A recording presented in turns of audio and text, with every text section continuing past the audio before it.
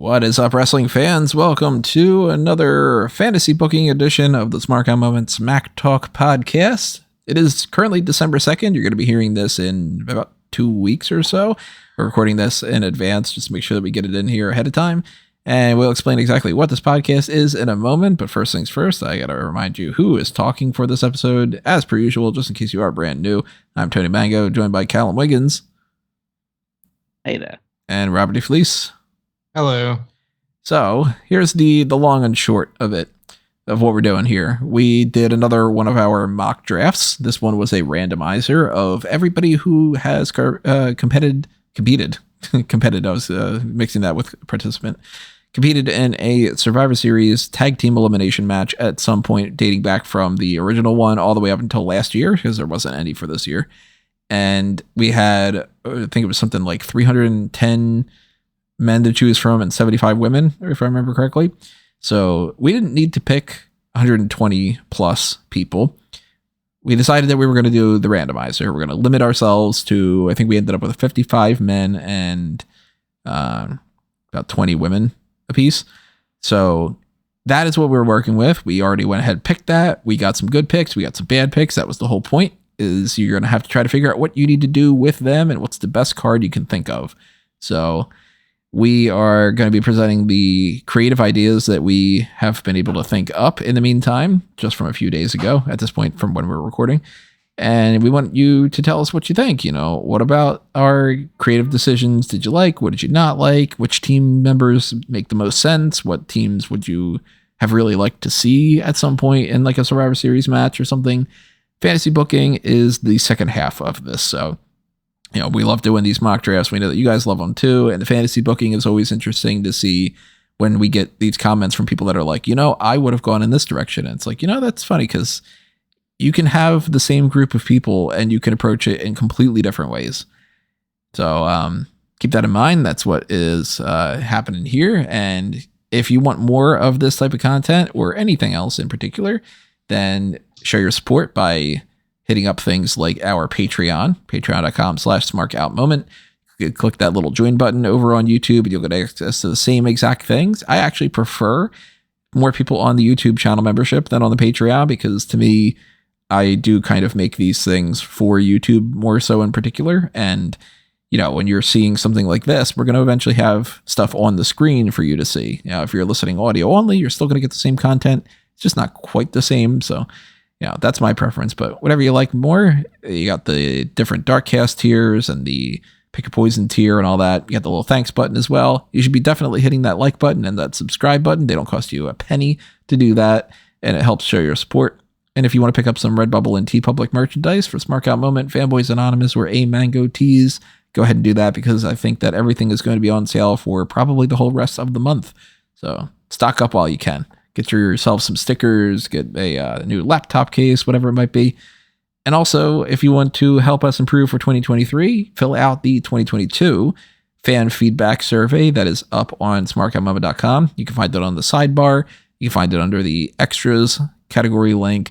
And this is essentially just a Google form that'll only take a few minutes to fill out and lets us know, you know, what are your preferences for how do you listen to this podcast, or do you want to see the return of certain segments that we didn't do? Did you hate certain segments that we did this year, so we shouldn't do them again? And so on and so forth. So fill that out. That is something that is great for helping me figure out what we need to do going forward for January and onward. So before we start sharing all of our cards, let's determine who's going to go first.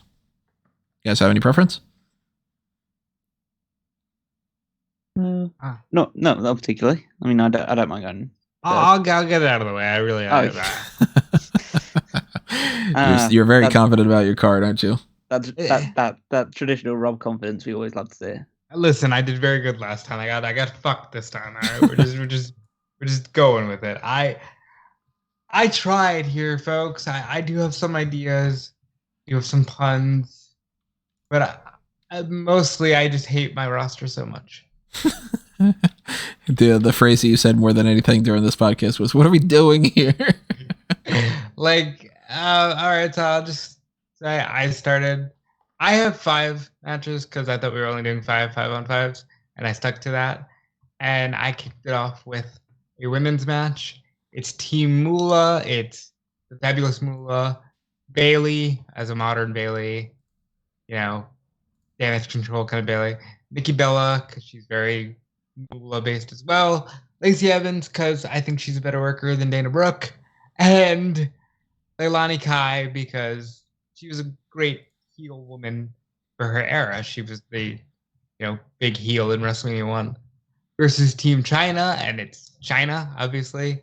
The Riot Squad of Ruby Riott, Liv Morgan, Sarah Logan, and Asuka.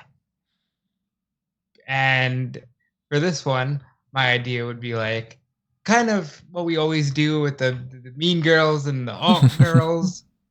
But in this case, the mean girls are just a little more old-fashioned because it's Moolah and Leilani Kai. And I kind of feel like Evans and Bella can give you that classy, old-fashioned bitchiness as well. And obviously, the babyfaces are going to win. Babyfaces being Team China, of course. Team China, yes. I would have China and Asuka as the sole survivors because who's really going to beat them, And I think I would end it with China getting the better of Nikki Bella. That's what I would do for that match. Any comments? Any women that you think I should have used instead? So you have how many women missing on your card? 10, I presume, right? 9, because I threw Naomi in a manager role for Brodus. Who are the people that you don't have on the card? Kyoko. So Kyoko, Inui, Dormery Johnson, Eve Torres. Who almost made it here? Dana Brooke. Nikki Cross. Maurice. Maurice almost made it on there for the Moolah aspect. So Rose did Mendes. even Marie. I wasn't gonna use Rosa. That's Tamina. There's no one. Tamina. I could have went with Tamina because there's no one Mina, but I really wanted to get Nikki Bella on the card. I wanted to get Bailey on the card, and I just feel like this was the best spot for them. But the babyface team came together real easy. I knew I was gonna use the Riot Squad, and I knew China and Asuka would be on the same team. That's match number 2. Team Samoa Joe versus Team Ahmed Johnson. Giving them a lot of we'll team names. We'll get to the creative names. We'll get to the creative names in a minute. My Team Samoa Joe is obviously Captain Samoa Joe, Don Morocco, Blake Beverly, Smash, and Epico. Yes, that's the fucking team. Yeah, I don't see the connection points.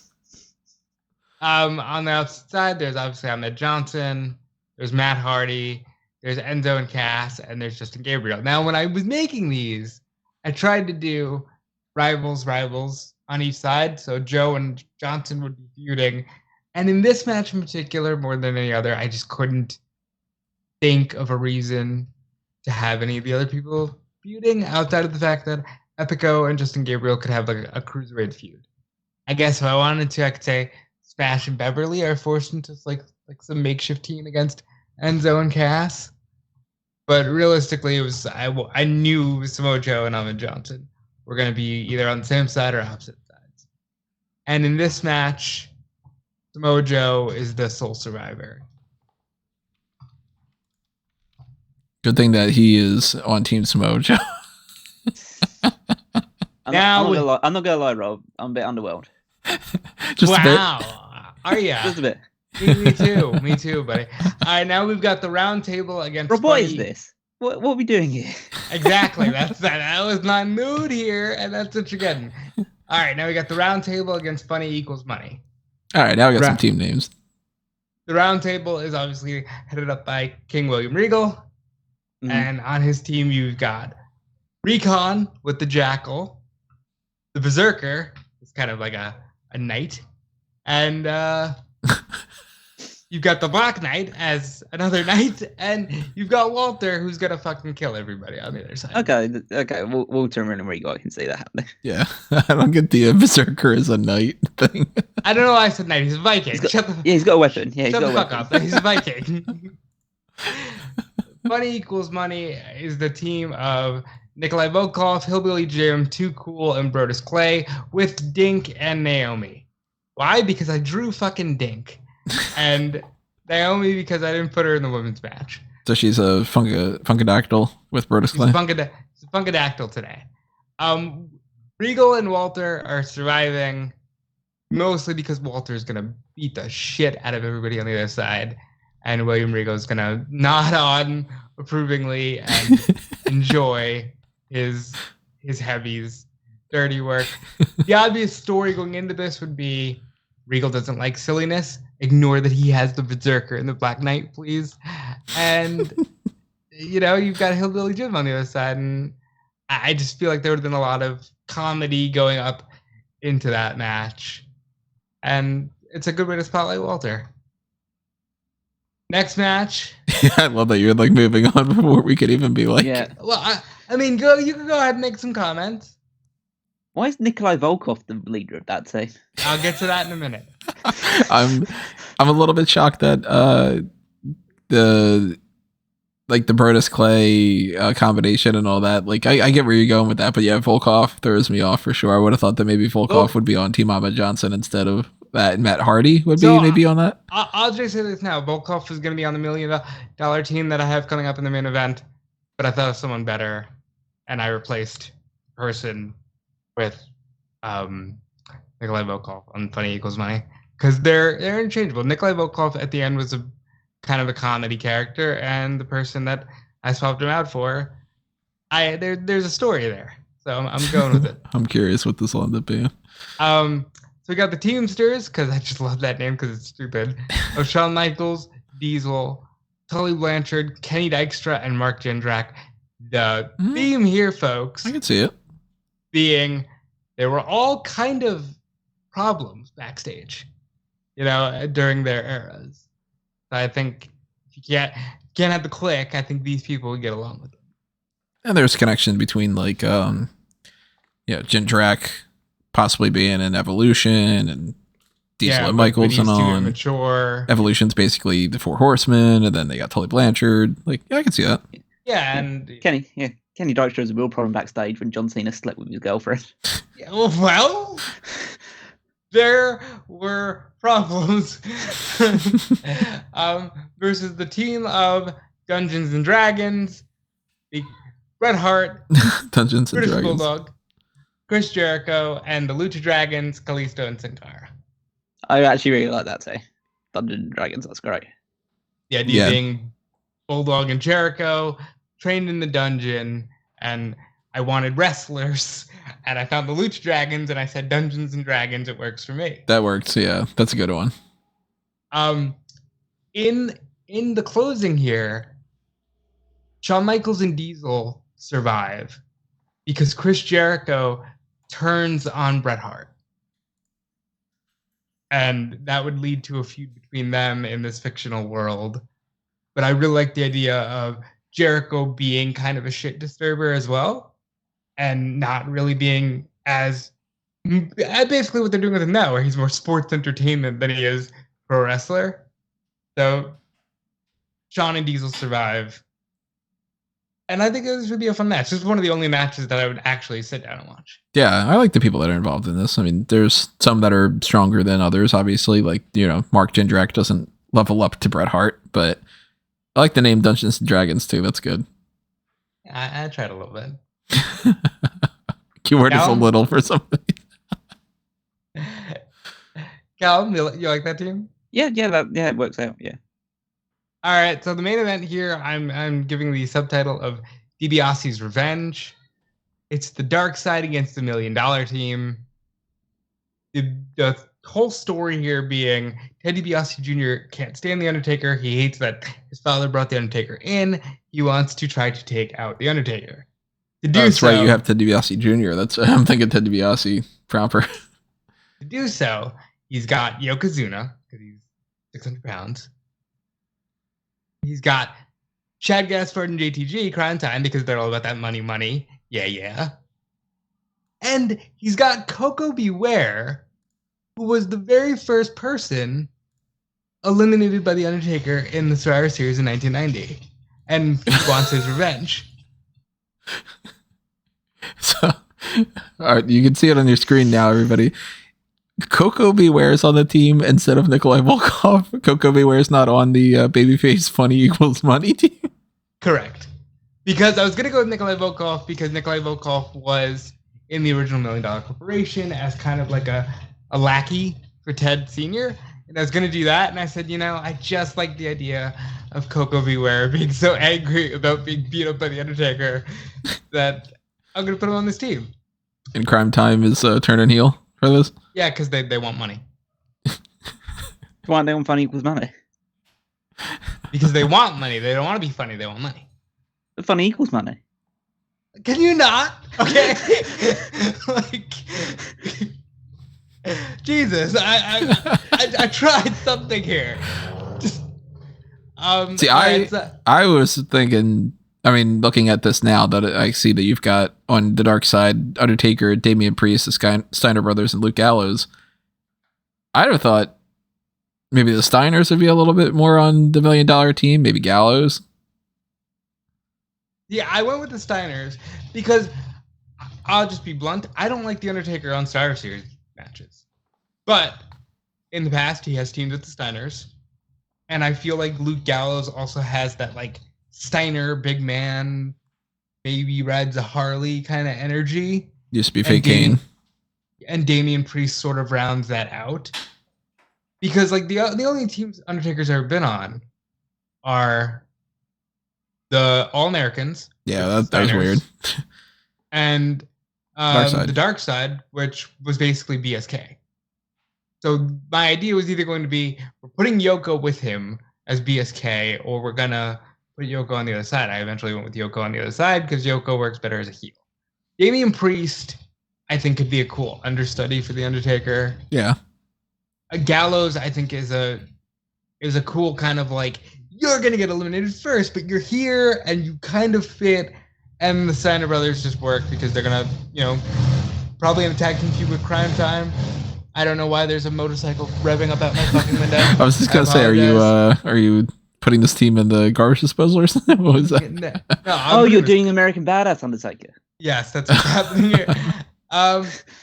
And then I feel like in the end, the Undertaker would have to be the sole survivor, with the caveat that he never gets his hands on DiBiase. DiBiase runs away. I think Steiner brothers can kind of eliminate Crime Time. Coco Beware can get a sneak pin on Gallows, and Undertaker can come in and he does the same thing he did in 90. He runs right at him. Taker just sidesteps him, hits the ropes. Tombstone, 1, 2, 3. Fuck Coco Beware. I can definitely say this is not the card that I would have come up with. I really like the Dungeons and Dragons thing. I hated my people. I really wasn't a fan. I can't imagine any scenario that I would have had Coco Beware on the heel Ted DiBiase team against Undertaker. It's funny. I mean, look, at least there's something there. I don't know what I would have gone with. I mean, if I get an opportunity, maybe I'll create my own version of it and put that as like a dark cast or something. But you got something with Dungeons and Dragons against the Teamsters. So I'll be honest. When I drafted who I drafted, the only thing I knew for sure was Undertaker and DiBiase Jr. Immediately, I knew that was the main event. I knew William Regal and Walter would be on the same team. And I knew that Shawn and Diesel would be opposite Bret and Bulldog. And the rest kind of fell as they may. Like, Joe almost made it on the $1 Million team. Yeah. But I wanted him to win. So that didn't happen. I'm kind of thinking that I would be probably tempted to put Joe either against Walter or on the same team as the DiBiase one.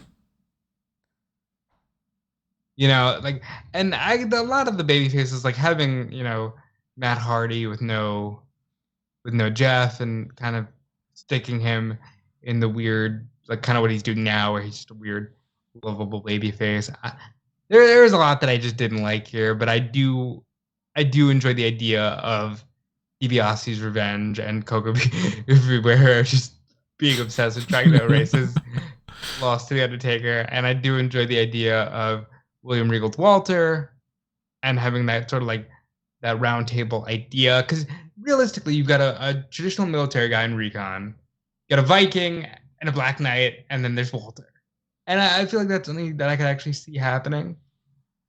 And then the Taker team is just around for Taker to win. Now that you have funny equals money as a team, and I'm looking at this, I'm thinking I would potentially have gone $1 million team against funny equals money and do crime time. Maybe Coco Bewure's in that. Maybe Scotty Too Hottie and Grandmaster Sexy. I don't know for sure. Actually, might be Enzo and Cass. Might work better for that. I don't know. Probably Enzo and Cass, Crime Time, and another person, I don't know who, against DiBiase and Volkov and such. I don't know. And then I'd probably go with more Regal and Walter, Joe, etc. I don't know. I'm probably gonna end up doing my own card. Like honestly, because you can stack these teams, but then you end up having you can have two really stacked matches and jokes, or you can just try to do something. And like I said, I didn't feel the magic that I did when I booked a complete 2-night WrestleMania with Dominic. Now I've got all the ambulances going on in my background. So Callum, do you want to go next or you want to go last? Actually, no. We gotta say our favorite and our least favorite. Favorite, least favorite. I mean, the worst one is Team Samoa Joe versus Team Ahmed Johnson. I understand. Actually, I'm thinking worse is the round table against Funny and Money. And water killing people, I'm always down for. So I can't hate that one. Best is Teamsters against Dungeons and Dragons, because Dungeons and Dragons is a great name. Yeah, Thank agreed. You. I tried on that one. All right, so you want to go or you want me to go? I forget. I'll go next. All right. Okay. So they all have names. Some of them are better than others. So I'll hope for the best. So the opening match, because I've gotten a bit of trend of this recently, and I think I did it for the other randomizer card. But I like bald teams. Like teams with bald men. Okay. So we've got the bald brigade. Bald Brigade. Led by Braun Strowman. Yeah, he's bald now. Braun Strowman with 8-Ball, Mike Knox, and Nathan Jones. Okay. They're all bald. They check out. And they're taking on Clown College, which is... Unfortunately, I would love to have Andre Chase. It's a shame. I don't have him for this. But it's Doink the Clown, Bushwhacker Butch, Leif Cassidy, and Mike Mondo. All right. And the idea is that they're all under the tutelage of Doink the Clown to become clowns. I love you. I don't know how else to say it. I could see it. Yeah, and so they're accompanied by Pink. Pink's there. He's just like on the sideline cheering on Doink. And yeah, it's just the idea of them having the crazy coloured hair against all the bald people, and that's the story. The story is that they are mocking the bald people and they're playing jokes on them with backstage skits, and the bald people are annoyed because they have fancy, colourful hair. So this is gonna be like it ends in a hair versus not hair match or something. This feud. Yeah, well, yeah. Eventually, it could lead to a Braun Strowman versus Doink match. Where if Doink wins, then Braun Strowman joins his circus as the strong man. But if Braun Strowman wins, then Doink has to shave the hair off and take off the makeup. They put the glue in the wig, like what happens on The Simpsons with George Bush. Yeah, to shave and become a baldy. That's their mission in life, to make everyone bald. That's their mission. But yeah, see, I love my bald teams. That's like my new thing. We don't have a belt to give you, but I'd like to give you the belt. Yeah, instead of the big gold belt, it's a big bald belt. This is you win.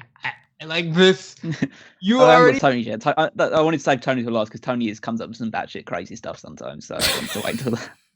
You have taken all the creativity I had in the last one and just applied it all already, and I love it. I've got more to come. Hopefully, the matches. These are the openers where things are a little bit like weird. But also, for the next one's quite interesting. It's a Joshi Pros, which is Alundra Blaze, because even though she's obviously not Japanese, she did spend a lot of time wrestling in Japan, and she teams up with the Japanese contingent of Aja Kong, Io Shirai, Chaparita Asari, and Itsuki Yamazaki, and they take on Rough and Ready, Mickey James, Nia Jax, Rhea Ripley, Toni Storm, and Rockin' Robin. Because they all kind of gave me the vibe as like women you'd want to have backing you up in a fight, like a backstreet fight, really. Like very much like the cowboy outlaw thing with Mickey James. Rhea Ripley's obviously super tough. Toni Storm is tough as nails. Nia Jax can be like their behemoth, and you have Rockin' Robin, and Nia Jax would pair up nicely with Aja Kong. So I wanted to have them against each other. Makes sense. And I haven't got either like a heel or babyface in this thing. It's just going to be like proving which one of the team is the most dominant. It's just like no heels, no babyfaces. Just just a load of tough women beating the shit out of each other. And I'd say probably if you needed to go, one of them needed to be more heel. Probably the Joshi ones, because they'd be like the outsiders coming in or something. Yeah, potentially. But yeah. We move past the xenophobia sometimes. yeah, exactly. I ended up going with the Joshi Pros winning, with Aja Kong and Io Shirai being the survivors. Because I like Io Shirai, and I think Aja Kong is the dominant force, and you could always build, again, in future things, if you wanted to stick with this roster, build her up towards like a women's title match in the future. I think she's probably the most, obviously Alundra Blaze is good, but I don't want always the winner to be the person who's leading the team. Mm-hmm. I think you should always have room for other people in the teams getting victories as well. So, but I just think that it'd just be a very hard hitting match between these 10 women. I'd be down to see it. Yeah. Match 3, go a bit more kooky with this one. So we have the Masters of the Universe, led of course by the Master of the Universe, like I said. And he is teaming up with Earthquake, the Master of the Earth. Tugboat, the Master of the Water. I love you. I thought you were talking about the Master of the Boats. Yeah.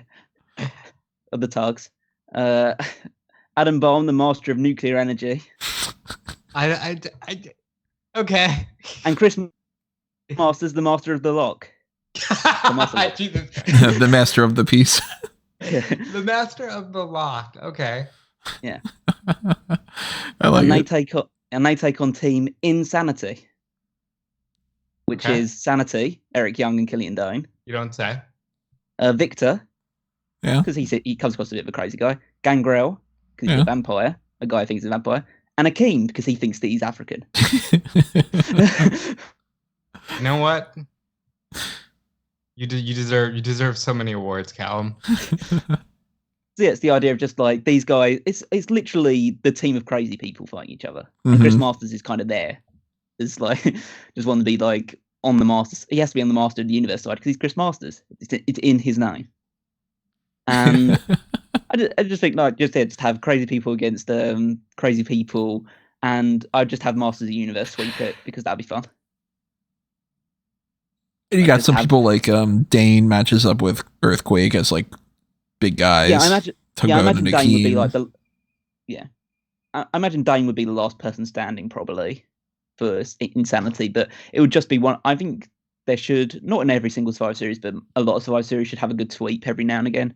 So just have the Master of the Universe just all hit their finishers and just take them out one by one. And Psycho Sid eventually finishes off Killian Dane with a big powerbomb. I'd be down for this. Yeah. The Master of the Water, the Master of Nuclear Energy, and the Master of the Lock. I just thank you for being here. So I got match 4. This name isn't super creative. I've just called them the Sleazeballs. Led by Seth Rollins, because he is a greasy sewer rat monkey guy. That's like the history. Going way deep in the archives there. That hate his parents. And choose Wago's blinds. Yeah. Teaming up with the Mean Street Posse, Rodney and Joey Abs, the two members of the Mean Street Posse that I managed to draft. And Salvatore Sincere, because he's greasy as hell. Look at him. I would have never imagined Seth Rollins with Salvatore Sincere. Go ahead. Yeah. And they're taking on team rated underdogs. Because I wanted to put Edge and Rey Mysterio together, because I always liked them as a tag team. So they're kind of like the co-captains of that team. And they team up with Hunico, because he is obviously he's a smaller guy, and he was Sin Cara for a little while, and you could make him a babyface, I think. Like a nice little like underdog guy that teams up with Rey Mysterio every now and again, saying like Hispanic heritage. He was a babyface in NXT, I think. Yeah, and Barry Horowitz, because he is the underdog. Yeah, he's bringing the underdog in there. Yeah, and so you just have that collection of like babyface, mostly underdogs. Obviously, Edge is a bit more of a top name that he's leading them against. So it's mainly Seth Rollins and Edge is the feud here, and then all the rest of them. You could have Rey Mysterio and Hunico against the Mean Street Posse, and Barry Horowitz against Salvatore Sincere is like a really undercard, like really low undercard feud going on. But I'd have Barry Horowitz win, because why not? Like it all ends up with just like a load of things going on. Could have like a double elimination. At some point, Seth Rollins tries to get into things that he's got easy pickings. Barry Horowitz puts him in that famous pinning predicament that he gets on Skip, and gets the victory. That'll just be like a nice little fun match, but with some more decent level wrestling happening because of the people involved, or at least 3 of the people involved. It's a shame that you've got like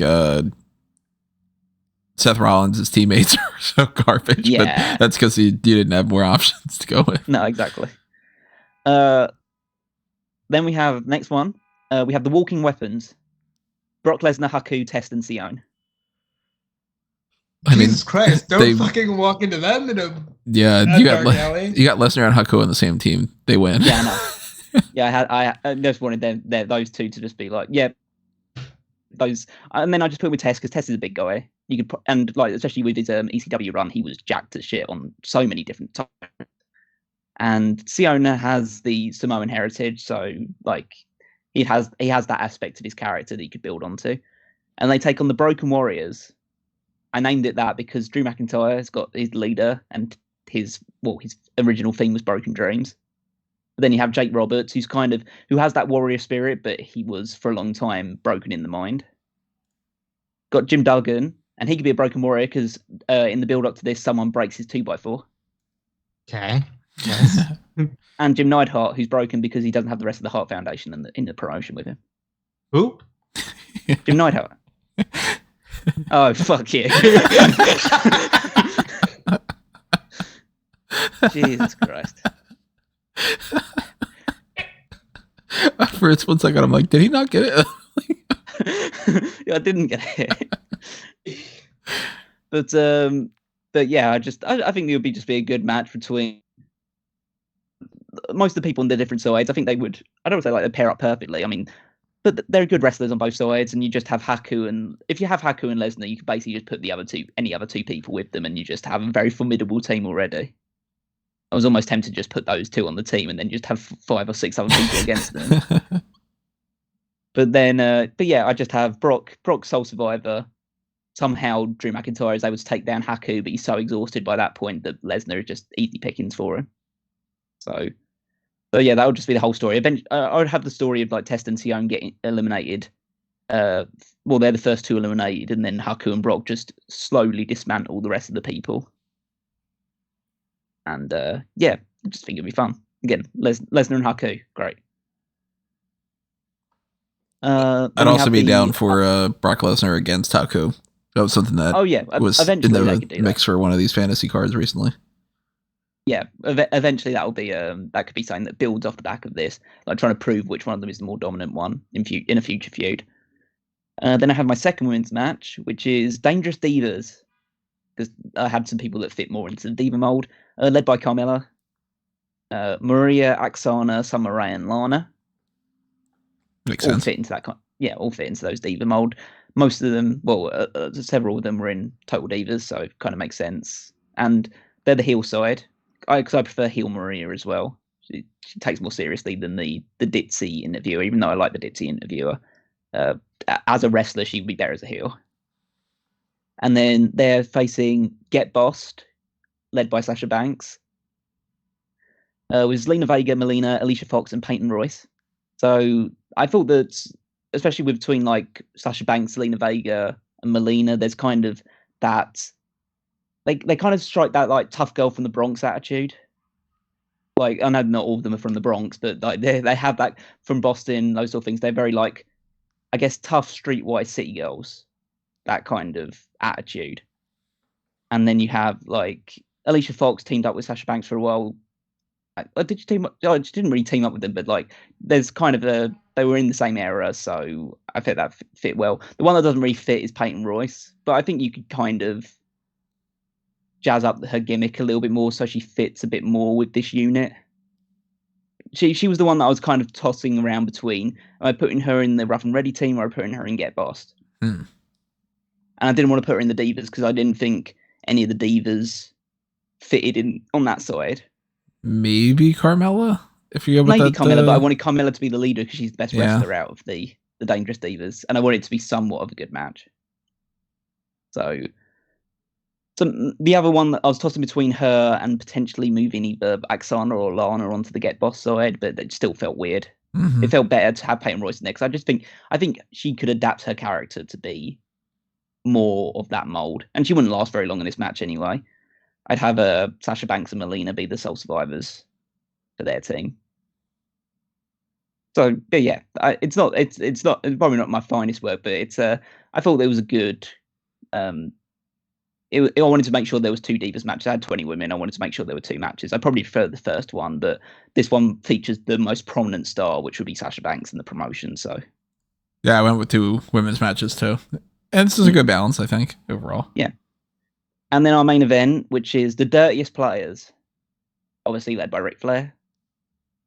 And you'd have Cody Rhodes. I was very tempted initially to do Ric Flair versus Cody Rhodes, a team led by Cody Rhodes, because obviously it's Rhodes against Flair, and that's kind of how it works.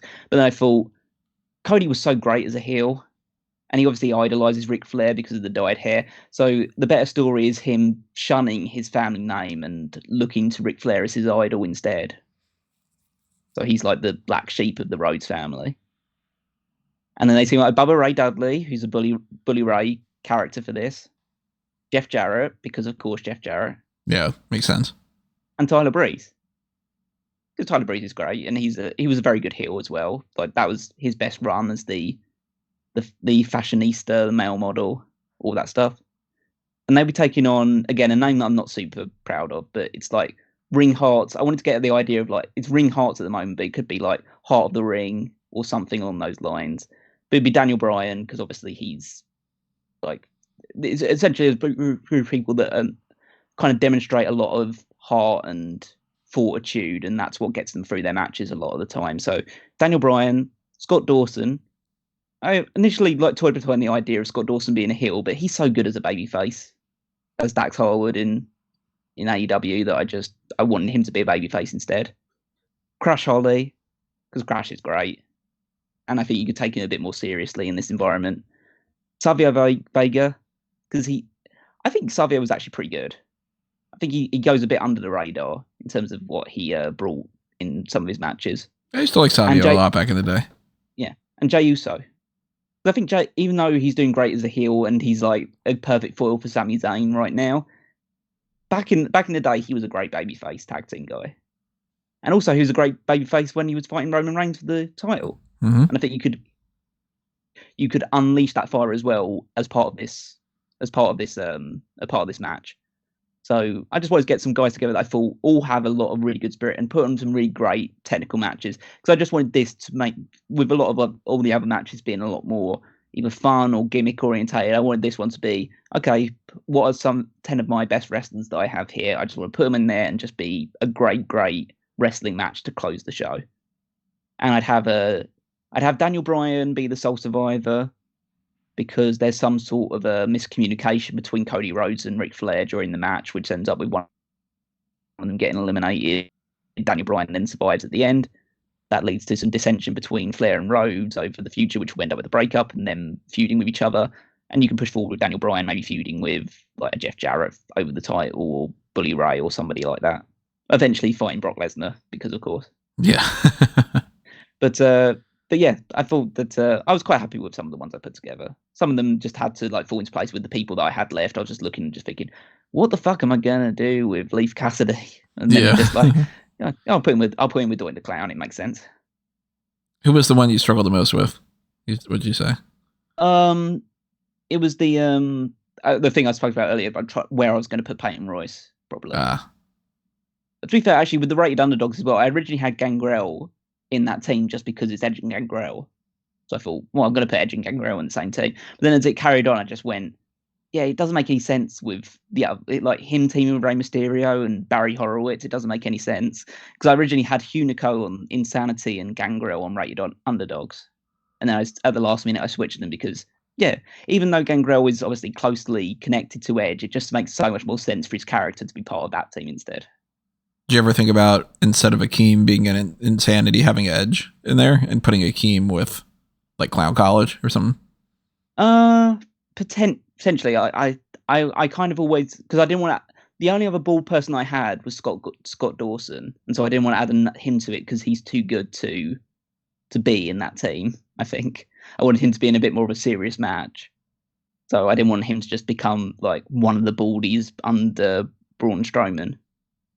So I sometimes thought about putting Akeem in there and maybe switching Mike Mondo into Insanity, because Mike Mondo, even though not in WWE, but in his Ring of Honor days, played a bit of a crazy loose cannon type of character. So he probably could have fitted into Insanity as well. Or maybe putting Edge on there, but I always wanted kind of Edge and Seth Rollins to be against each other. I don't know why. It's obviously they feuded for a long time, so maybe I feel like there's that kind of connection between the two of them. And I really wanted Edge to team with Ray, as I said earlier, because I just thought they're a great tag team. So the only person you're missing is Pink? Yep, and he'll just be accompanying Doink the Clown. Yeah, he'll just be accompanying Doink the Clown to the match. What are you thinking, Rob? Favorites, least favorites? My favorites is the Baldies against the Clowns. I mean, that's an amazing thing that Callum managed to pull out his ass, and I love it. My least favorite, it's weird because it would be, I guess my least favorite would be Seth Rollins teaming with the Mean Street Posse, just because he's better than that. But I get it. So, good on you. You have a great women's match that even if you don't know the names, you know that it would be a great wrestling match because of the Joshi style. I like that you were able to add 2 women's matches. I guess I'm the only person here who's like, I'm not going to try to squeeze more out of this island crap.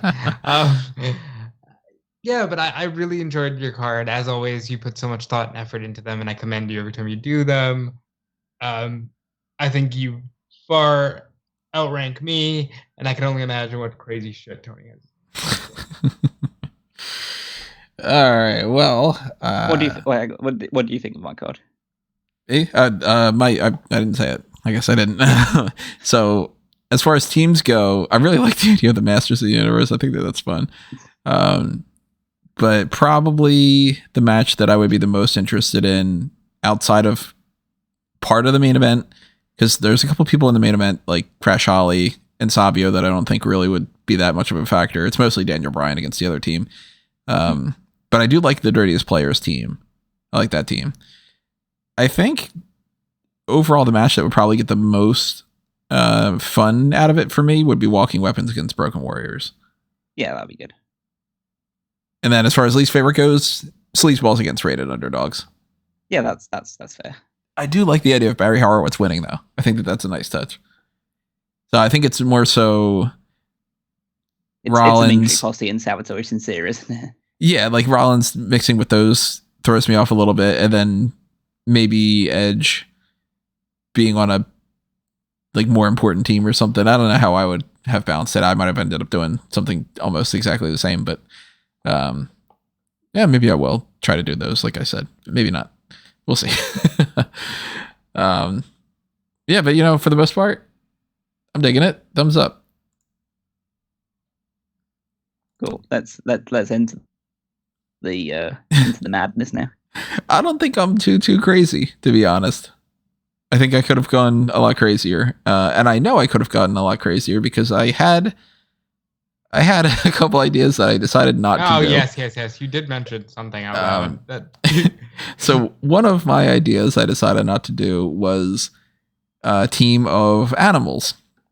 And it was going to be Henry O. Godwin, Rhino, Bull Buchanan, and then Eric Rowan and Luke Harper because they have the sheet masks. Right. I mean, that's fair. That was going to be one of the potential ideas. Another idea that I had that I decided I was not going to do was a team of all criminals.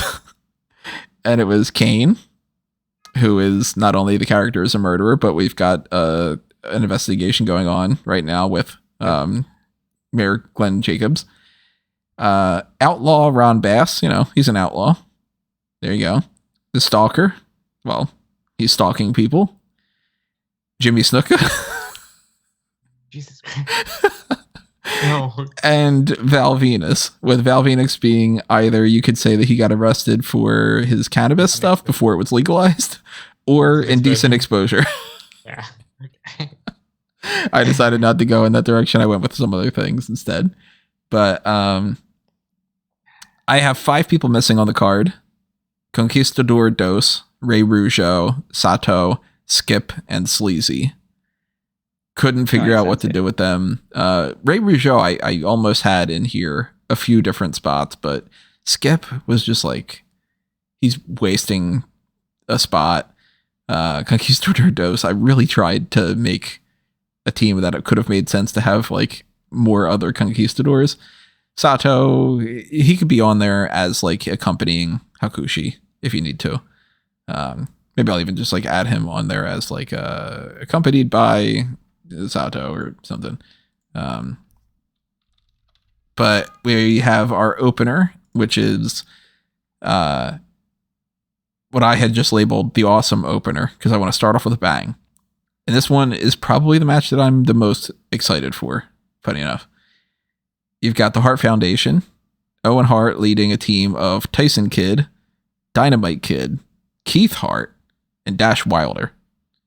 Of course, Dash Wilder, not part of the Hart family or anything, but he's had plenty instances of being like, tied in with the Harts in that way. And then you've got them against Team Heart and Soul.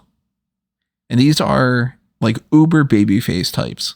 So it's led by Ricky the Dragon Steamboat, or Ricky the Dragon Steamboat, or Ricky Steamboat, whatever you want to call him. Kofi Kingston, Neville, Mustafa Ali, and Billy Gunn. Yeah, that's good. That's a great wrestling match. Mm. What the fuck? You're supposed to be weird. What are you doing? I do like this on the just preempting it, and I imagine this is sometimes what bookers do when they're writing up what cards they do. You just put the phrase at the top of it, awesome opener. Yeah, just awesome opener. just like, yeah, this match would be great. Move on. Right, because I'd imagine that, you could put almost any of these people against almost any of the other side, and it's going to be fun. Keith Hart is somebody that is a weak link on that side, but, Dash Wilder in a match against Neville. Yeah, it's going to be good. It's all right. I mean, Keith Hart's the weak link on one side, but you have Billy Gunn on the other to measure it out. And Billy Gunn's there for, like, the hype more than, like, the in-ring stuff. But Billy Gunn's also always been better in a tag team capacity than at singles. So I think tagging him in for some hot tags and stuff and having him be like the big guy of that group makes a lot of sense. Dynamite Kid flipping around with Kofi Kingston. You got, of course, the 2 leaders, Ricky Steamboat and Owen Hart. Can't go wrong there. Did you ever consider calling it Team Hart and Asshole?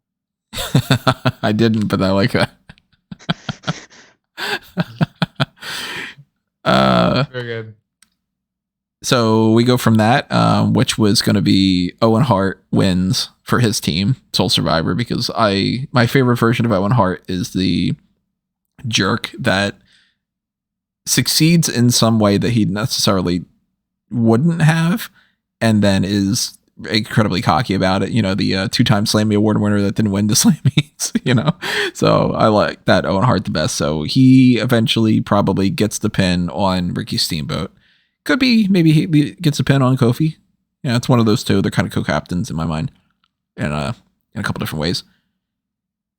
Let's go to the first women's match. Hold on. Okay. Before you go on, I do have to ask because it won't fit anywhere else. Why did you say his name? Why did you say Ricky Steamboat's name like that? You seem to make it a point to go, or you could say Ricky Steamboat or Ricky Steamboat, or what happened there? Because of the old joke. Ah. It's been a recurring thing of Ricky, that his name's Ricky Boat, and he's Ricky the Steamboat, and all the whole bunch of other things to go along with that. I gotcha. Okay. He's Ricky the Dragon Steam Boat. Okay. I just wasn't sure. Okay. Yeah. So the first women's match are the Glamazons. Didn't take long for me to think of that because we got Beth Phoenix on the team, and it's a group of tough and pretty women. So Beth Phoenix is joined by Sonya Deville, Michelle McCool, Cameron, and Donna Christinello, who I didn't know too much for, but she dressed up as like a Native American and was attractive. So I'm like, you know what? Fine. She is, of course, the weak link on that side. But then you have, they almost became the BEST team. And then I thought of something that I liked even better, which is High Esteem. Like High Esteem. I like it. Bianca Belair, of course, to offset Beth Phoenix. And then you've got Kairi Sane, Paige, JoJo Offerman, and Velvet McIntyre.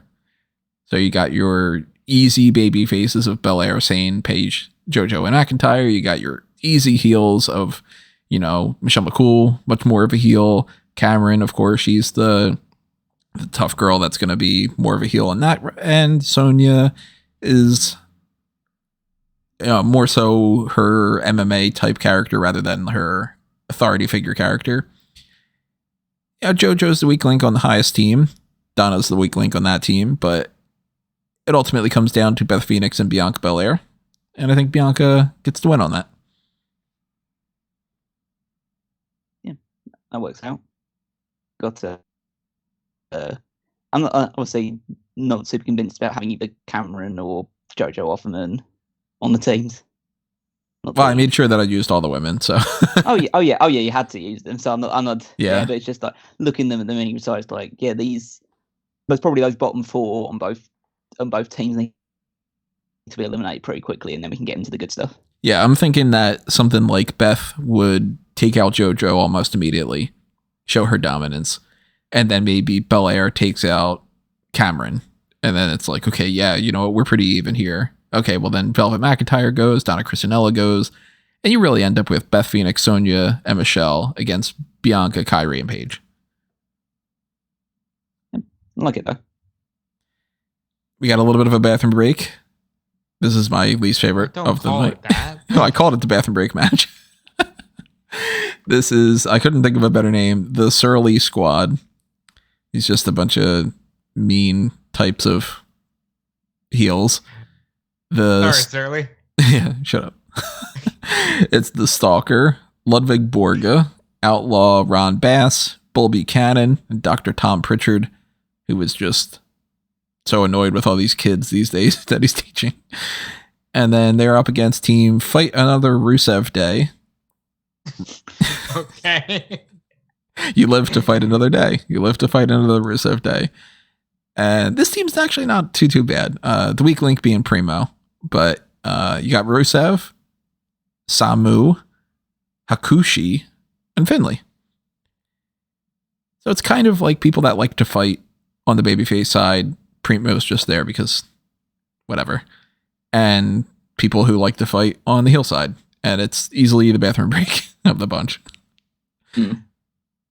And Rusev gets the win for the babyfaces. Yeah, I think that could work. Honestly, I actually probably would put Ray Rougeau on the Rusev Day team. I was thinking about having him in there instead of Primo. Kind of went back and forth between that. Yeah, but I can see it working. I don't know. I probably wouldn't have the Stalker leading your Surly squad. I probably would have gone with That's the tough thing. I was just like, I don't. Surly. I'd probably gone with Ludwig. I know that's Barry Windham, but it's the Stalker instead. So I probably would have gone with Ludwig probably. Ludwig has that. Him against Rusev makes sense. Yeah. And I would say say, with as much of a Bond fan as you are, why you didn't go with Die Another Rusev Day? I thought about it. And then I was like, oh, Yeah. with the fight thing. Yeah. That's actually where it came in from, though. It was originally Die Another Rusev Day. Then I was like, oh, wait, no, they're fighting. And it's Live to Fight Another Day. Okay, well, I'll change it to Fight. Finley, and he loves to fight. Yeah. He doesn't love to die. And Hakushi was a babyface for a very short time. So he was somebody that I really was struggling with. I couldn't figure out where to put him originally. So you put him in here. Certainly, Rey Rougeau would fit better instead of Primo than Conquistador Dos or Sleazy or Skip.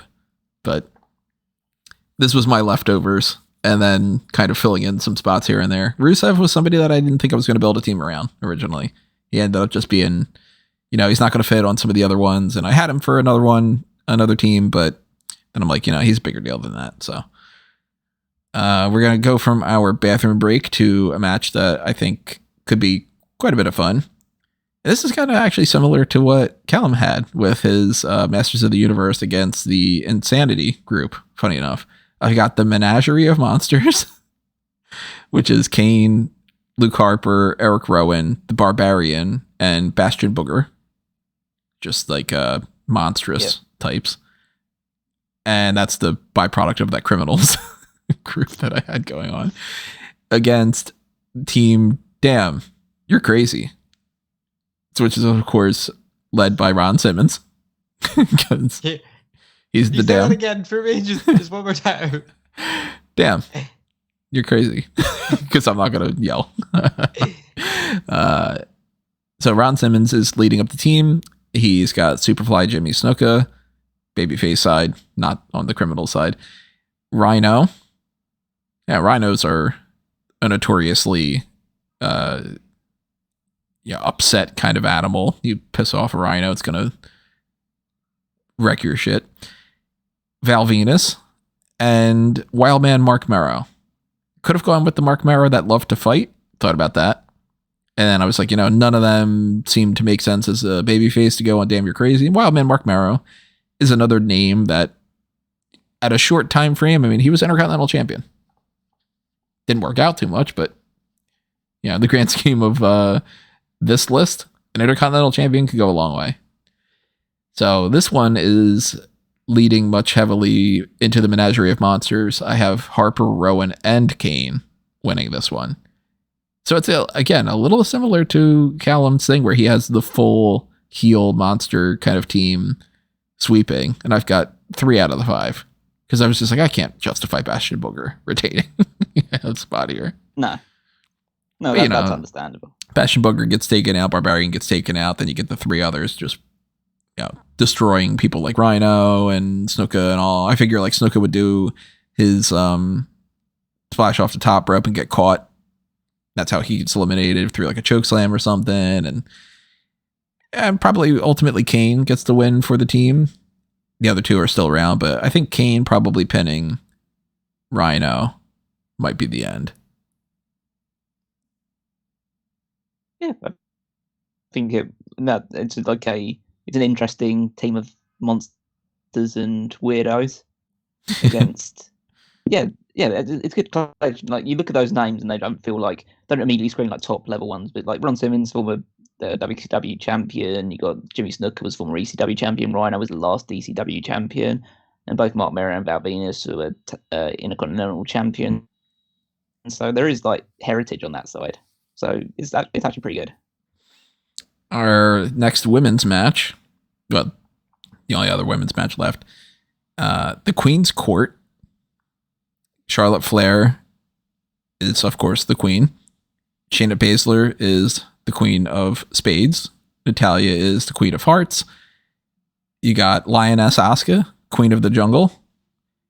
And then you got Bertha Faye. And I don't know why she's a queen. Beauty Queen, Bertha Faye. Let's call her that. Against, and this one might be a little bit confusing, Man's Women. I don't like it. Becky Lynch is leading it. And she's got Gail Kim, Candice LeRae, Caitlyn, and Norio Titano. The idea being when you're a real man's man, and this is when you're a real man's woman. I mean, I get the pun. I know what you're going for. Yeah. It just doesn't sound right. It doesn't. That's why I was like, it's going to take a little bit because it's man's women. But, you know, a real man's man, a real man's woman. That's the best I could come up with. Queen's Court's a lot easier. Yeah, yeah. But I understand the teams that you put together for this. They actually blend together pretty well.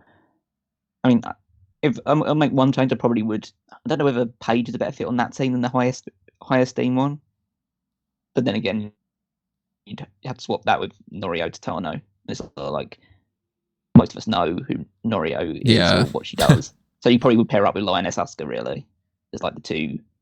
You basically have those two almost coming in from Japan and just being part of this match, like they're feuding in Japan, and they're just brought in for this one as like a special attraction. And that's what they were doing at Survivor Series. They were on opposite teams, so I figured that carries over enough. Yeah, fair enough. But the rest of them all make sense. And Becky Lynch gets the win for the man's women team, probably eliminating Charlotte Flair last because, let's face it, it's Charlotte Flair. I tried to pair them up as much as I could, too, where I was like, you know, Natalya and Candice. I could see that. Caitlyn is the biggest babyface woman that I've got. She's not like, you know, Tamina or, you know, super tall or super buff or anything, but she is the buffest of the bunch, so she could pair with Bertha Faye a little bit more. And Gail Kim and Shayna Baszler. Yeah, okay. I see it. I mean, I'd almost thought that random was that I'd pair Shayna Baszler with Candice LeRae because Shayna Baszler is like a big bully, and Candice LeRae is like the plucky underdog. So I'd put those two together, and I'd put Gail Kim and Natalya with the strange reason of like Gail Kim being the one who was frustrated with how women's wrestling was going, and so she left to seek out something better, whereas Natalya stayed and tried to do the fight from within. So you can almost tell this like meta story between the two of them as like Gail Kim's the one that walked away, and Natalya stayed and tried to fix it, and that could be like the thing that drives a wedge between the two of them. I like it. That's good though. Our secondary main event. Our main event is Greed and Ego against Pride and Joy. Greed and Ego heel team, of course, is Randy Orton as team captain, Baron Corbin, Robert Roode, Damian Sandow, and Dolph Ziggler. That genuinely feels like a Survivor Series team that could have happened in the last like 5 years or so. It's a really good team, I think. And Team Pride and Joy, because you got Roode and Ziggler. Yeah, I like it a lot. And they're all jerk heels in different capacities.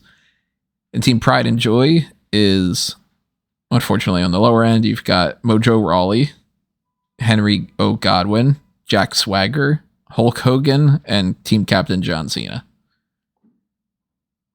That reminds me of like when they would really do Hulk Hogan teams, and it would be like two nobodies, maybe a mid-carder, and the other main eventer. Yeah. So it's like Hogan and like Savage, or Hogan and Warrior, which is Hogan and Cena. You got Swagger as your mid-carder, and then you got Henry O. Godwin and Mojo as the two weaker links, even though I've always liked Henry O. Godwin. But I also have like, you know, kind of to pair off different people. Mojo Rawley and Dolph Ziggler. You got like the energetic show-off types. You've got the difference between Damian Sandow and Henry O. Godwin with the whole like you're an uncultured swine, essentially. And then with Jack Swagger and Robert Roode, that's Glory Us. Because Jack Swagger's whole Real American thing.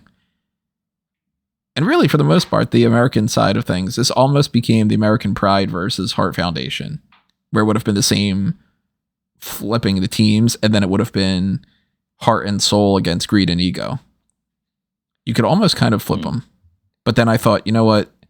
Orton, Corbin, Roode, Sandow, and Ziggler is way too strong of a team to go up against Steamboat, Kofi, Neville, Ali, and Billy Gunn. But going up against John Cena and Hulk Hogan, okay, I can see it.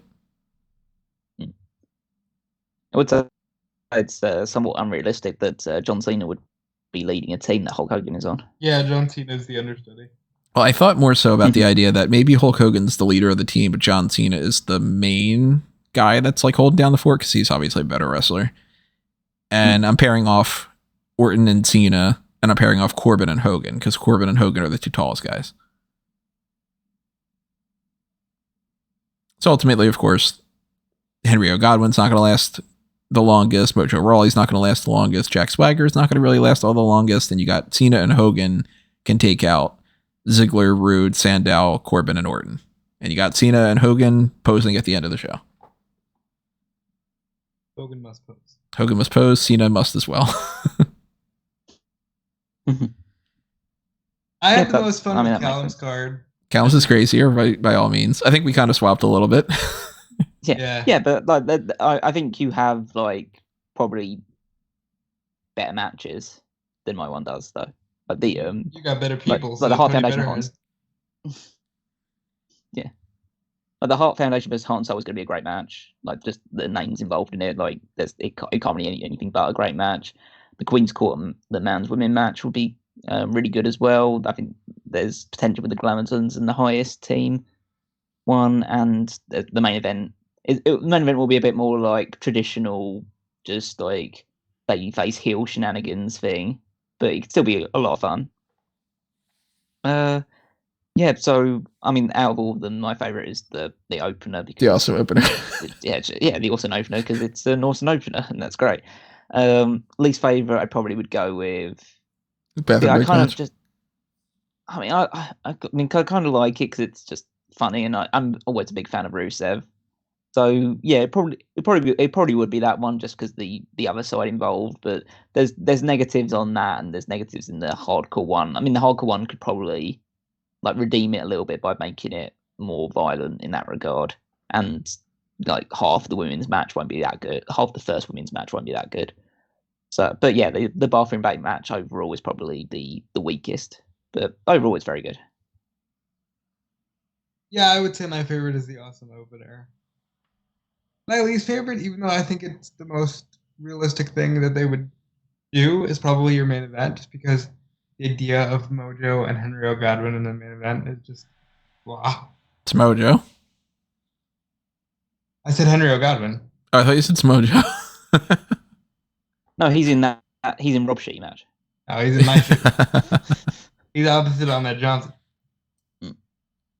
But yeah, I think you have the best card overall in terms of like, I can see it actually happening, and I think I might actually watch it. But I think Callum's is the most entertaining. I kind of agree. I think that my card is as good as I can make it because I did. That's the whole point.